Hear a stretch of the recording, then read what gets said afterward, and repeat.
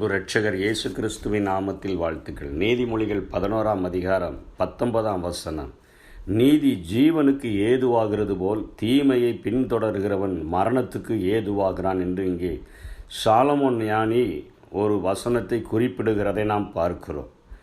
தேவனுடைய வழிகளை அறிந்து அவற்றில் நடப்பவர்கள் அவர்கள் மாத்திரம் ஜீவனை சுதந்திரித்து கொள்ளுகிறதில்லை, மற்றவர்களையும் தேவன் அருளுகிற பரிபூரண ஜீவனுக்கு அவர்கள் வழி நடத்துகிறார்கள். ஏனென்றால் இயேசு இந்த பூமியில் வந்ததன் நோக்கமே திருடன் திருடவும் கொல்லவும் அழிக்கவும் வருகிறானே அன்றி அவன் வேறு ஒன்றுக்கும் வரான். நானோ அவைகளுக்கு ஜீவன் உண்டாயிருக்கவும் அது பரிபூரணப்படவும் வந்தேன். அப்பொழுது நீதியை பெற்றுக்கொள்ளுகிற ஒரு மனிதன், ஆண்டவராக இயேசு இந்த பூமியிலே வாழும் பொழுது அவர் சொன்னார், நான் போவேன், சத்திய ஆவியாகிய தேற்றரவாளனை நான் உங்களுக்கு அனுப்புவேன். அவர் வந்து பாவத்தை குறித்தும் நீதியை குறித்தும் நியாய தீர்ப்பை குறித்தும் நமக்கு கண்டித்து உங்களுக்கு உணர்த்துவார் என்று சொன்ன வார்த்தையின்படி ஒரு மனிதனுக்குள்ளாக நீதியை அவர் போதிக்கும் பொழுது, அவன் நீதியை கடைபிடித்து வாழ்கிற நீதிமானாய் வாழும் பொழுது அவனுடைய ஆத்மா ஜீவனுக்கு ஏதுவாகிறது போல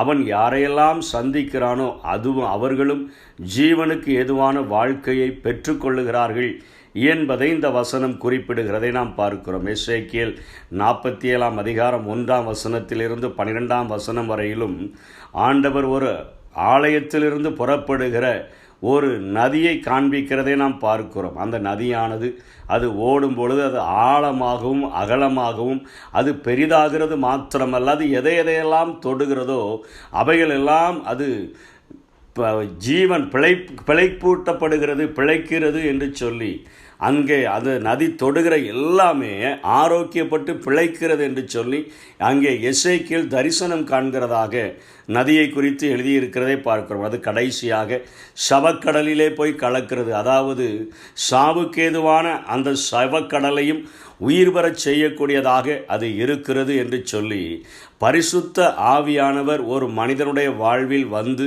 ஜீவ தண்ணீராக அவனுடைய வாழ்வில் கிரியை செய்கிறதையும் அவர் அவனுடைய வாழ்விலை கொண்டு வருகிற ஆசீர்வாதங்களையும் குறிப்பிடுகிறதாக இங்கே எசேக்கியேல் தரிசனம் காண்கிறதை நாம் பார்க்கிறோம். அந்த நதி போகிற இடமெல்லாம் அகலமாகவும் ஆழமாகவும் மாறிவிட்ட அந்த நதி எதையெல்லாம் தொடுகிறதோ அவைகளெல்லாம் ஆரோக்கியப்பட்டு பிழைக்கிறது போல ஒரு மனிதனுக்குள்ளாக இருந்து பரிசுத்த ஆவியானவர் அவனுக்குள்ளாக வாழ்வார் என்று சொன்னார். அவனை ஜீவனுக்கு ஏதுவானவனாக மாற்றுகிறவர் மாத்திரமல்ல, அவன் யார் யாரை சந்திக்கிறானோ, யார் யாருக்கு கர்த்தருடைய வார்த்தைகளை போதிக்கிறானோ அவர்களுடைய வாழ்க்கையும் தொடப்பட்டு அவர்களும் ஜீவனுக்கு ஏதுவாக மாற்றப்படுகிறதை நாம் வேதத்திலே பார்க்க முடியும். இயேசு இந்த பூமியிலே வாழ்ந்த பொழுது யோவான் 7ஆம் அதிகாரம் 38ஆம் வசனத்திலே தெளிவாக போதிக்கிறார். வேத வாக்கியம் சொல்லுகிறபடி என்னிடத்தில் விசுவாசமாய் இருக்கிறவன் எவனோ அவன் உள்ளத்தில் இருந்து ஜீவ தண்ணீர்கள் உள்ள நதிகள் ஓடும் என்றார். ஜீவ தண்ணீர் உள்ள நதிகள் என்பது பரிசுத்த ஆவியானவரும் அவர் கொண்டு வருகிற ஆசீர்வாதங்களையும் நம்முடைய வாழ்விலை குறிப்பிடக்கூடியதாக இருக்கிறது. ஒரு மனிதன் நீதி செய்கிறவனாக வாழ்ந்தான் என்று சொன்னால் அவனுடைய ஆத்துமா ஜீவனுக்கு ஏதுவாகிறது மாத்திரமல்ல, அவன் யாரையெல்லாம் ஆண்டவருக்குள்ளாக வழிநடத்துகிறானோ அவர்களும் ஜீவனுக்குள் ஏதுவாக மாறுகிறார்கள் என்பதை இந்த வசனம் குறிப்பிடுகிறது. அதனுடைய தொடர்ச்சியாக தீமையை பின்தொடர்கிறவன் மரணத்துக்கு ஏதுவாகிறான் என்று சொல்லி இங்கே சாலமோன் எச்சரிக்கிறதையும் பார்க்கிறோம். தேவனுடைய கற்பனைகளுக்கு விரோதமாக செய்கைகளுக்கு ஆண்டவர் தண்டனைகளை வகுத்து வைத்துள்ளார் என்று வேதம் நமக்கு குறிப்பிடுகிறது.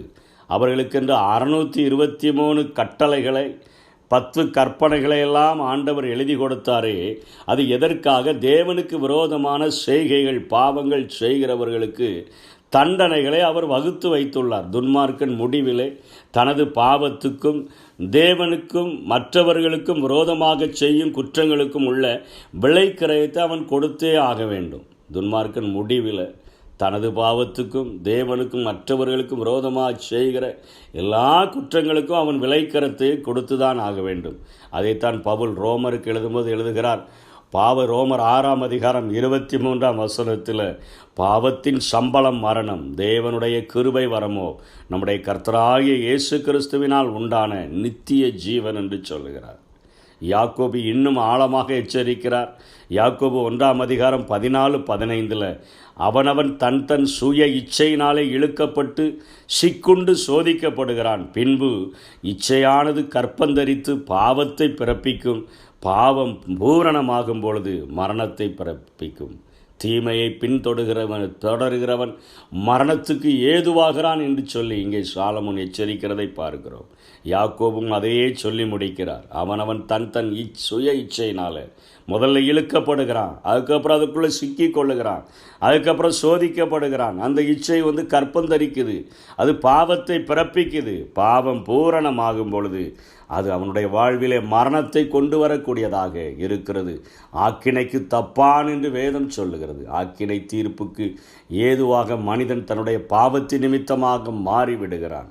நீதி ஜீவனுக்கு ஏதுவாகிறது போல் தீமையை பின்தொடர்கிறவன் மரணத்துக்கு ஏதுவாகிறான். நம்முடைய வாழ்க்கையில் சத்திய ஆவியாகிய தேற்றரவாளனை பெற்றுக்கொண்டு பாவத்தை குறித்தும் நீதியை குறித்தும் நியாய தீர்ப்பை குறித்தும் கண்டித்து உணர்த்துகிறாரே, அவருடைய சத்தத்திற்கு கீழ்ப்படிந்து நாம் வாழ்ந்தோம் என்று சொன்னால், நீதிமானாய் வாழ்கிற நம்முடைய உள்ளத்தில் இருந்து நம்மை நீதி அது ஜீவனுக்கு ஏதுவாக வழிநடத்துகிறது போல, அது பாய்கிற இடமெல்லாம் மற்றவர்களுடைய நம்ம தொடுகிறவர்களையெல்லாம் அது ஜீவனுக்கு ஏதுவானவர்களாக மாற்றிவிடுகிறது என்று வேதம் சொல்லுகிறது.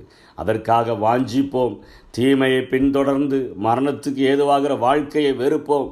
கர்த்தர் தாமே நம்மை ஆசீர்வதிப்பாராக. ஆமென். நீதியில் நிலைத்திருந்து உம் திருமுகம் நான் காண்பேன். உயிர் தெழும்போது உம் சாயலால் திருப்தியாவே